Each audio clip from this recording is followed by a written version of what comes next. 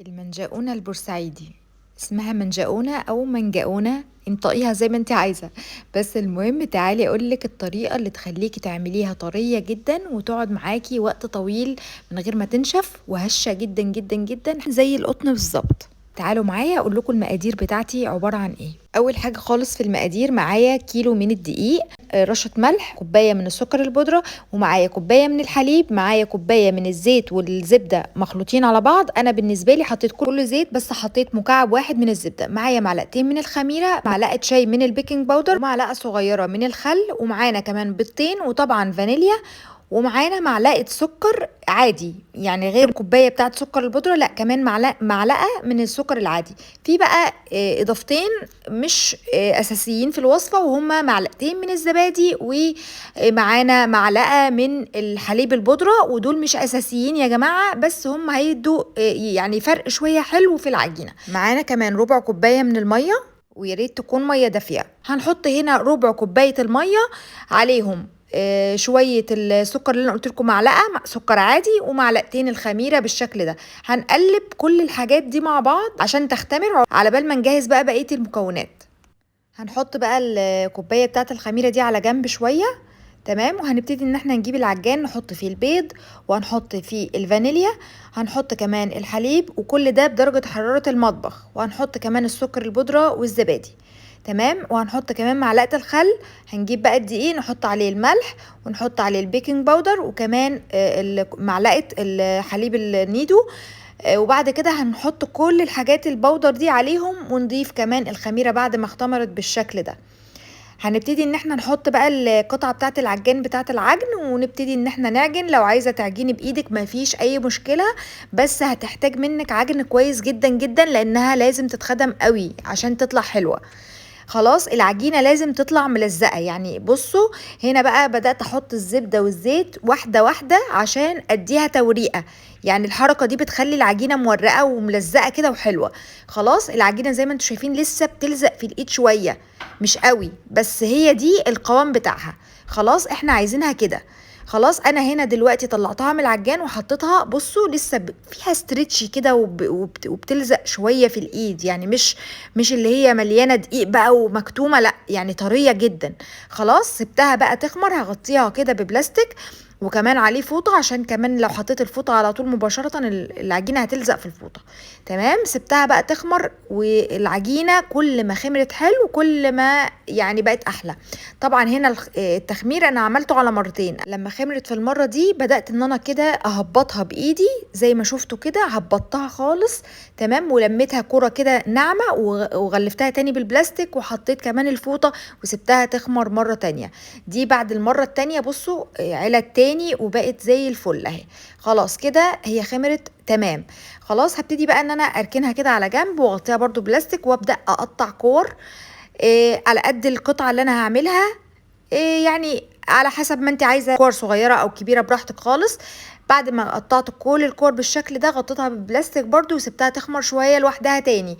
وادي شكلها لما خمرت تمام. هبتدي بقى ان انا بلفها رول كده، واعمل زي ما انتم شايفين في الصوره، انا مش عارفه اشرح تمام. وبنلفها بالشكل ده، ده الشكل اللي هو ايه المتعارف عليه للمنجقونه، بتبقى كده تمام. هحط بقى في الصينيه، وعلى فكرة مش لازم نحط ورق زبدة خالص، ممكن نحطها على الألومنيوم عادي وبدون ما ندهن الصينية أي حاجة. هنا بدأت ألف كده رول تاني، تمام. وببتدي إن أنا أعمل أشكال بقى.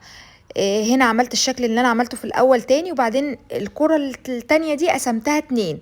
بصوا عملت بقى إيه، واحد أهو، لفة كده حلزون، وبعدين عملت واحد تاني، تمام. وهلفهم بقى على بعض، هلزقهم الاول من فوق من طرف كده، وابدا الفهم على بعض بالشكل ده، وبعد كده هلفهم دايره. بصوا شايفين الشكل تحفه جدا. بصوا هنلف بقى دي كمان طويل كده، هنعملها على طويل قوي، وبعد كده هنقسمها اتنين، تمام. وهنجيب واحده صغيره هحطها في النص ما بينهم عشان نعمل ضفيره. بصوا هلزق الجزء ده في النص بينهم، وابتدي اضفر كاني بضفر الشعر بالظبط. شايفين الطريقه سهله جدا، والعجينه بتلزق معاكي بسهوله جدا. شايفين الجمال تحفه جدا. هبتدي بقى ان انا اعمل هنا شكل تاني برضو، نفس الضفيره. هبتدي ان انا اعمل برضو واحده صغيره اهي، واحطها برضو في النص، الاشكال اللي انت عايزاها بقى اعمليها، يعني انا بوريكم كذا شكل كده وانتوا اعملوا اللي انتوا عايزينه واللي انتوا بتحبوه. الضفيره دي كانت قصيره شويه فانا طولتها كده وبعدين لفيتها على بعضها. الشكل اللي تحبيه اعمليه او الاسهل عليكي اعمليه، مفيش اي مشكله.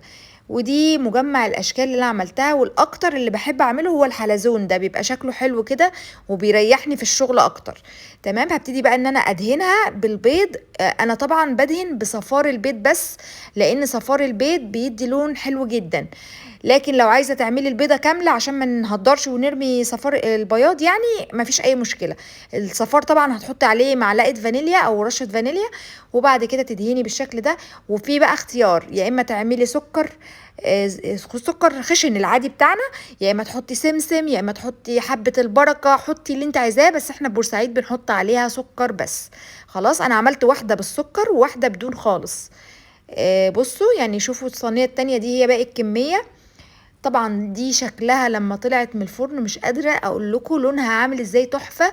والهشاشة بقى بصوا، شايفين الهشاشة؟ شايفين الجمال؟ شايفين اصلا جنب العجينة؟ بصوا العجينة بالجنب كده عاملة ازاي. بصوا الجمال، شايفين الضفيرة القمر؟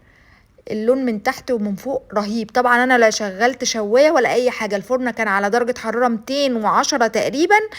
المهم ان هو يكون عالي قوي، 210 220 حلو قشطه جدا. المهم انه يكون سخن جدا قبل ما تدخليها، سخن سخن يعني. دي الصينيه التانية اللي انا عملتها بدون ما احط سكر. بصوا لونها تحفه. حطيتهم بقى في السبت ده كده. عملت جو شم النسيم مش عارفه، انا شم النسيم تقريبا وصل عندي بدري. المهم، عايزه اقول لكم يا جماعه بجد العجينه روعه. مش عايزه اقعد اتكلم كتير، هي باينه اصلا في الصور وباينه في الفيديو جدا. بصوا قطن بجد يعني، شوفوا من جمالها. يعني بتتقطع معاكي حاجه تحفه. لو عملتي كميه كبيره منها ممكن تعينيها في الفريزر، بتقعد عندك عادي جدا. تسخني منها في الميكرويف بتبقى تحفه. بصوا شايفين الجمال يا جماعه؟ والله العظيم انا يعني عايزه اقول لكم ولادي بيعشقوها. ولما عملتها مش قادره اقول لكم بقى فرحوا جدا. يا رب تعجبكم ان شاء الله الوصفه لما تعملوها. وفي نهايه الفيديو كل مره بقول لكم انا اسمي زينب زياد. لو اول مره تشوفيني على الفيسبوك اعملي لايك للبيج، ولو اول مره تشوفيني على اليوتيوب اعملي سبسكرايب للقناه وفعلي زر الجرس عشان يوصلك كل فيديوهاتي اول باول. والسلام عليكم ورحمه الله.